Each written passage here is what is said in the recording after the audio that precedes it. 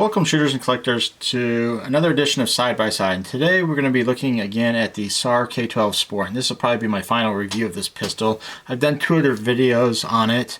First, the initial impressions with some shooting and comparing it to a CZ75 Tactical Sport. And then a 1,000 round update. And on this review, I'm going to be talking a little bit about a trigger job, some polishing, a few other things that I noticed about the gun, and that'll be about it. So let's begin. I'll tell you what happened. I purchased a spring precision a trigger kit from Galloway Precision, and I believe 5 springs came in it. It's only like 25 bucks. And before this had about a 5.5 pound trigger. And after I put the springs in, it knocked 2 pounds right off of it. It went down to about 3.5 pounds. And I thought, well, you know, that's pretty nice and everything. Not as good as my TS, but it is pretty good. For 25 bucks, it is money well spent, definitely. So I decided to go ahead and do a polish job on the parts and everything. And there is an excellent video out there by Memphis Mechanic. In fact, there's 4 videos. He breaks it down and he goes step by step and shows you exactly what to do. It's 410 Foglio, which this pistol basically is. And the difference though is of course the silver finish on this one. His is blued, so he also polishes the frame of the gun. I did not do any of that. I only did the internal moving parts of the pistol. Which consisted of the part of on the inside of the trigger here, the trigger bar, the sear cage, and the sides of the hammer. Everything else I just left as is. And it took me about 4.5 hours to do that. And that wasn't with a Dremel. I actually have a really nice little buffing motor and all, so that helped out a lot. If I just used a Dremel with a little buffing pad on it, it would have taken a whole lot longer. So I did all of that, and I was, really excited to get the gun back together. Got it all back together, started playing with it, and the gun just didn't work. The trigger would not reset, and that's when I about had a meltdown. So I looked at it, couldn't figure it out, and I looked and looked. So I decided to just put it up, and I was getting really worried. It's like, if I did something on the trigger job, did I mess up like the trigger bar? Can I get another one? Does the 10 Foglio parts interchange with this? Because right now I don't think you probably get any parts for these guns. So I came back today and I started looking at it again, started playing with it. Just everything seemed right. I just couldn't figure it out.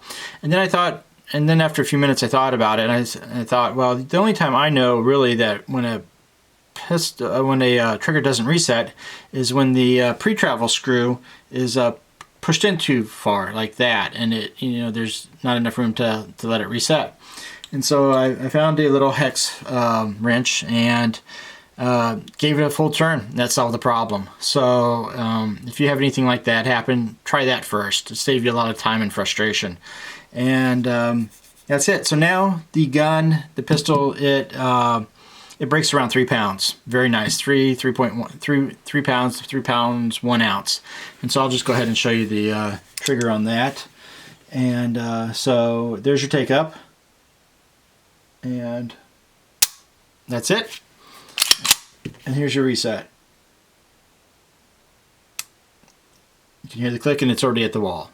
So very nice. Came out very nice. I'm very pleased with it. Overall impressions are pretty good with this pistol. I'm just going to go down some improvements that I would like to see with it. If anybody from SAR is watching and wants to make some improvements to this gun, these are the things I would like to see changed on it. First of all, a fiber optic front sight. Most pistols nowadays come with it. It's not that much more money to do it. It helps immensely getting your target, lined up and everything. I would like to see that done. Second thing, you have a rear target sight. However, it is not click adjustable for the height. How is that possible? I don't know.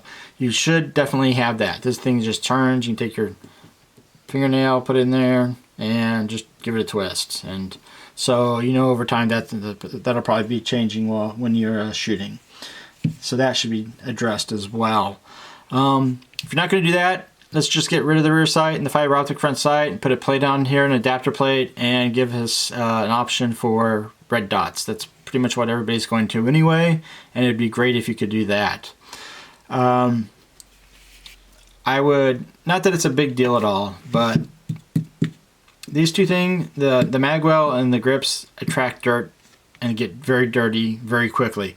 I would change these to black. Don't do this color finish, just change it to black. I would get rid of the roll pins for the trigger and for the hammer. Don't like roll pins. That would also help out a little bit with the trigger pull. The metal for the screw, this one, I'll show you a little bit. That one looks fine. This one here, it looks like somebody took the wrong screwdriver to it. That's not the case. When I put the screwdriver in, I barely touched it and it just flaked right off. The finish flaked off, and so did a little bit of the metal.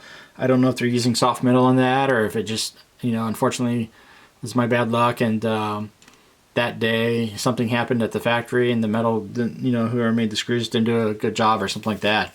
But hex screws on there with a better metal for the screws or whatever would be much appreciated. And if you're going to do hex screws, just use it the same size as you did this one. That way we only need one. That's one fewer hex Allen wrenches that we need. Also, it'd be nice if you included them with the pistol. I know everybody's got them, but it would be nice if you could just throw in two. It'd be like one for this one and the grip screw, and then one for these two screws here, the pre-travel and the post-travel. That would be greatly appreciated. I would, it'd be nice if you had some more online support. When you look at your website, you don't have any parts, and that's, you know, concerning. Like if you break a firing pin or something, what are we supposed to do?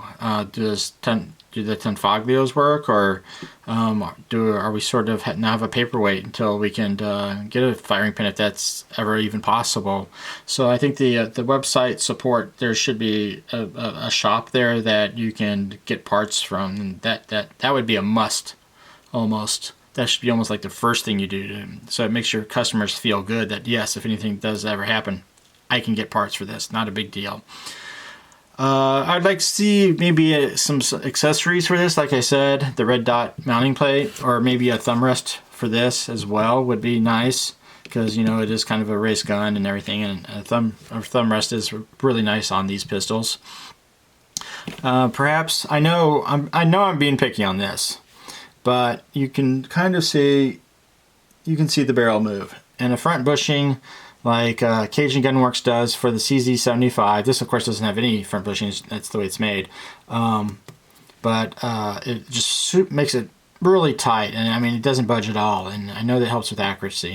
And this, you know, it's an accurate gun, but if you want a perfect gun, I'd like to have a nice bushing on here that makes the barrel nice and tight in the front. Anything else? Let's take a look. I will tell you this.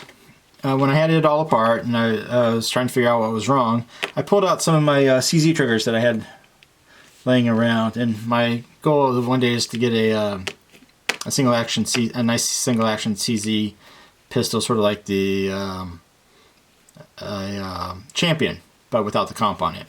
And so I have these, and I was going to put them in and see how they did. However, the CZ hole is actually smaller than the hole for the K12, and so you can't use them. You could try to drill it out a little bit, but then the metal would be getting pretty thin around here, so I didn't want to recommend it. And these triggers at the time were really hard to get, and I don't want to mess them up. So, but you know, the trigger on this is fine anyway, but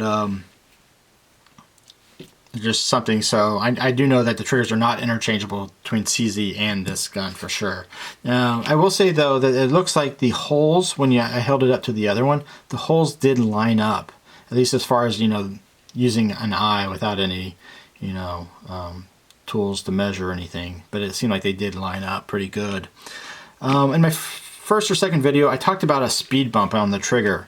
I didn't really notice it when I was just playing with it here, but when I went to the range and I started shooting, I could really feel a speed bump.